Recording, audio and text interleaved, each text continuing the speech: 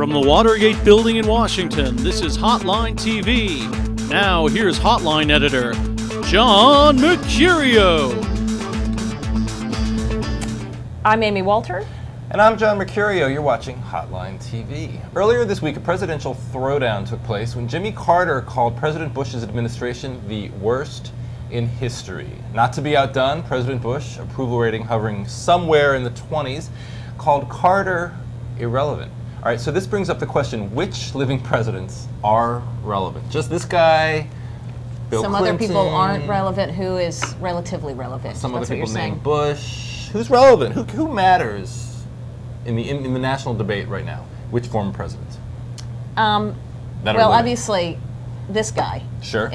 is the Bill factor.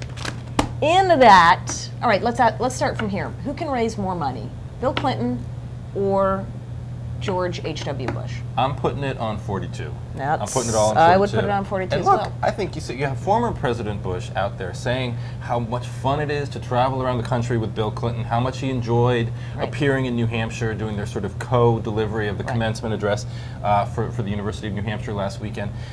You know, and that's just something that I think you say you're both former presidents. You're being sort of collegial. Yeah, but I think that but he's that honest. is a part of a great strategy for Hillary Clinton going into 2008. If former President Bush is looking chummy with Bill Clinton, all it does is help Hillary. All it So does is help that's Hillary. period. End of discussion. There is no debate. There is no debate. Well, you know, and I think that the reality is the Bill factor right now is 100% positive for her today. Just in terms of the fundraising and the strategery, et cetera. Sure. In the Democratic primary. Sure. In the Democratic primary. But even in the general election, look, I think that the reality about both of them is how you feel about Bill or Hillary Clinton, you're not ambivalent. You either have decided a long time ago you dislike them or you like them, and that's sort of a done deal. So it's not as if bringing him in or out is going to change that equation. Right. But I think there's a big difference. I think he's a huge benefit. There's very few people who can say that he's not a huge benefit in the Democratic primary. This is the first time that sort of the Clinton record of the Clinton White House record is actually being put to a test in a Democratic primary. You know, he didn't have a 96 opponent. You can say that maybe Gore had to defend the record in 2000, but not really in the same way that Hillary Clinton needs to defend it in 2008. And you're not seeing any of her Democratic opponents, Edwards, Obama, Richardson, Dodd, anybody, Biden, sort of challenging of course the Bill not. They Clinton can't years. because that was the last time they were. That's the last time they were popular. And but of course, you think you would have seen them sort of try to weave in some sort of, you know, critique of either welfare reform or something that he did.